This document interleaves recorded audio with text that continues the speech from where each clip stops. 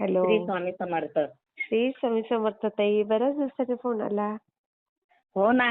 काय झालं, मला करायचाच होता बघा तुम्हाला फोन, पण मुलगा आज गेला मुंबईला आलेला आहे, तो त्याच्या मामाकडे कल्याणला. अरे बापरे. हा, बघा. मग आज ज्यादा उर वाटत होती. म्हणलं चला आज आपण काय करू, ताईशी बोलून घेऊया. हा, मग मी म्हणलं ताईशी बोललं का आपल्याला बरं वाटत ना. बरोबर आहे. हा, मग मी म्हणलं चला ताईला अनुभव शेअर करूया. मुलीला कसं वाटतंय? मुलीला बरं वाटतं. मी फेब्रुवारी महिन्यामध्ये मी ना अक्कलकोटला गेलते ना. तर मी देवाच्या आमच्या आपल्या स्वामी महाराजाचं छोटंसं मंदिर आहे ना घरामध्ये. बरोबर. हा, तिथं मुजरा केला आणि महाराजाला म्हणलं, महाराज माझा लई विश्वास आहे तुमच्यावर. दुनियातले सारे डॉक्टर काय म्हणले ते एका बाजूला, पण तुम्ही माया बाजूला आहे. तुम्ही सांगताय, माझं मन सांगताय की तुम्ही पोरी 100% बरं करता. बरोबर बरोबर. आणि मग मी मुजरा केला आणि त्याला म्हणलं मी अक्कलकोटला येऊ लागले, तुम्ही मला असं काही द्या की बाबा मी सेवा करते, तुम्ही मुलगी 100% बरी होईन, असं थोडंसं फूल वगैरे कधी पण द्या म्हणलं तुम्ही मला. मग आम्ही काय केलं, रात्री 10ला निघलो इथून, सकाळी 5ला गेलो. कोण कोण गेलं?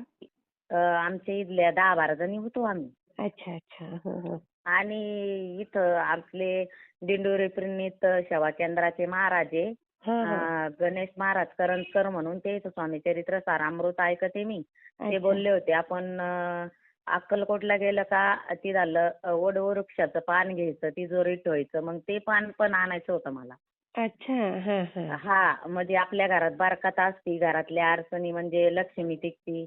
बरोबर. केंद्रे दादांनी पण सांगितलंय ना आपल्याला ते. हो, मग ते पान आणायचं होतं. मग मी काय केलं, आमच्या इथल्या समजा ते स्वामी शेवेकरी कमी होते, मग आपण शेवेकरी असल्या का जरा मनाला समाधान वाटतं. या शेवेकरी नव्हत्या. अक्कलकोट मध्ये गेल्यावर आंघोळी पांघोळी केल्यावर ह्यालाही मायशी संगत्या बाया थोडंसं उशीर करू लागल्या, रेकॉर्ड करायला लागल्या, फोटो काढायला लागल्या, सेल्फ्या काढायला लागल्या. मेद्याला सोडून त्यांना आता आपल्याला महाराजांनी सहनशीलता खूप आणली. बरोबर.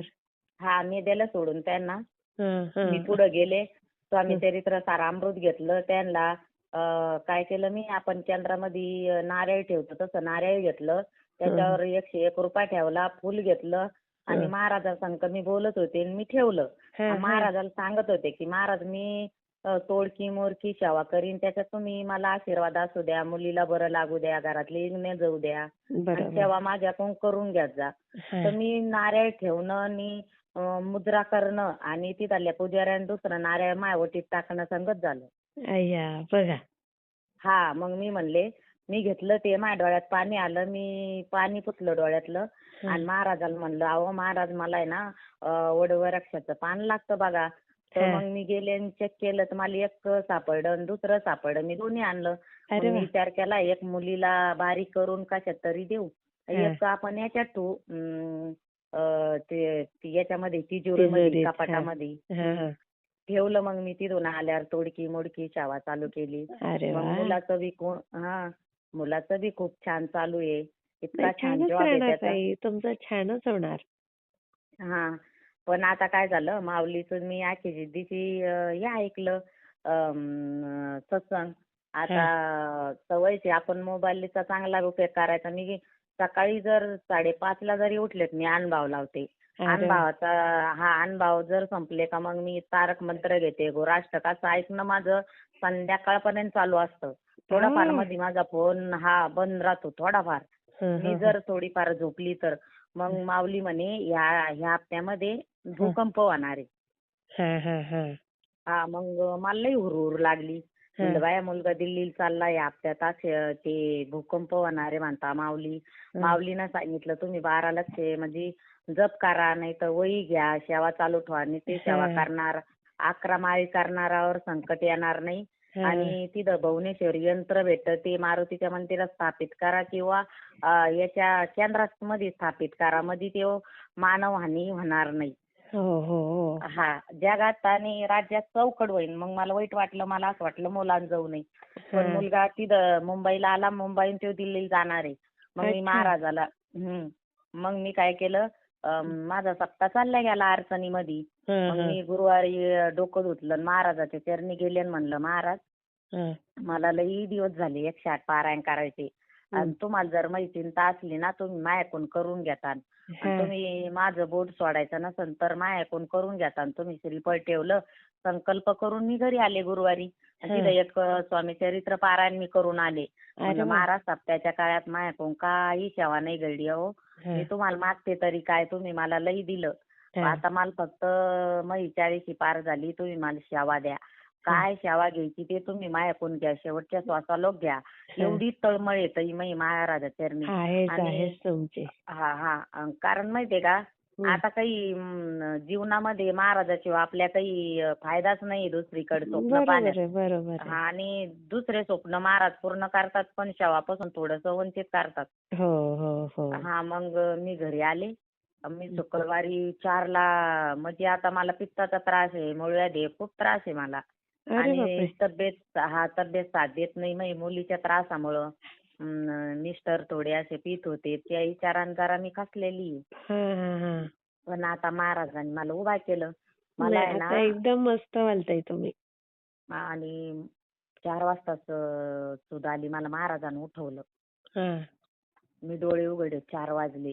गुरुवारी पारायण करून आले मी, संकल्प घेऊन आले. मला 108 पारायण 4 वाजले. 4 वाजले तर ताई मी उठले. स्वामी चरित्र सारामृत पूर्ण केलं. आता जवळजवळ त्या गुरुवारपासून आता आज सोमवार आहे. महाराज मला बराबर 4ला उठवता. मी त्या दिवशी काय केलं, शुक्रवारी उठले आणि झोपायचा प्रयत्न केला, मला झोप येत नव्हती.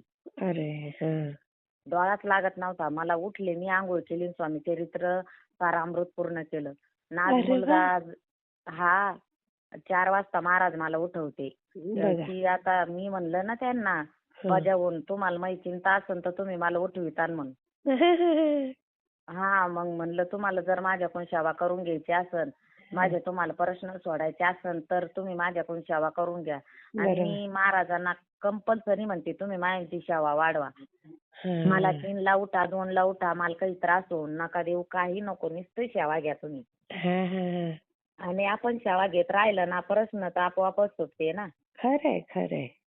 आणि आता मी स्वामी चरित्र सारामृत वाचा लागले ना, 1 सेकंद 2 सेकंद इतका सुंदर वास येतो म्हणता, तुम्ही ती पाहताच वहिनी.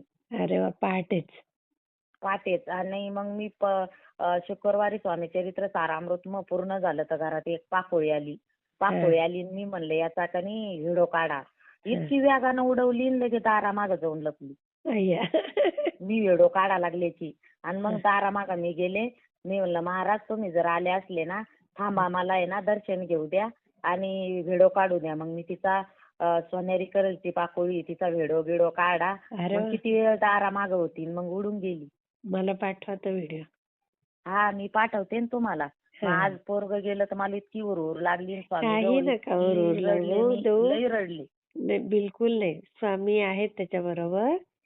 त्याला सांगायचं, स्वामींचं नामजप करत राहायचं. तो सेवेकरी नाही ना, मग तरी बी आपल्या केंद्रामध्ये सुरक्षा यंत्र भेटतं, रक्षा भेटती, कवडी हे दिलं, स्वामीचा छोटासा फोटो द्याला, हनुमान चालीसा दिला. आणि आपल्या साऱ्या सेवेकऱ्याला सांगू इच्छिते की बाबा, आता एवढं मोठं संकट आहे तर काही नाही, तुम्ही जप करा. एक वही घ्या, वहीवर स्वामींचा जप लिहा. आणि जोपर्यंत आपले प्रदीप दादा गुरुवर आहे, आपले गुरु माऊली, आपले दादा मुंबईचे ते केंद्रे दादा, आणि आपले स्वामी महाराज असेपर्यंत, जसा करोना काळामध्ये आपल्या सेवेकऱ्याच्या केसाला धक्का लागला नाही, तसं आता पण काही संकट असू द्या, आपल्या केसाला धक्का लागणार नाही. आणि मी तुम्हाला 2दा-3दा मेसेज काय करू, काही लहान भाव शेअर करू. मग मला आपल्याला कसं आहे, सेवेकऱ्याबरोबर बोलून खूप छान वाटतं. खरंय. मी शेअर करते ताई. हो. आणि मला तो व्हिडिओ पाठवा. तुम्हाला लगेच पाठवते मी ते. श्री स्वामी समर्थ. श्री स्वामी समर्थ.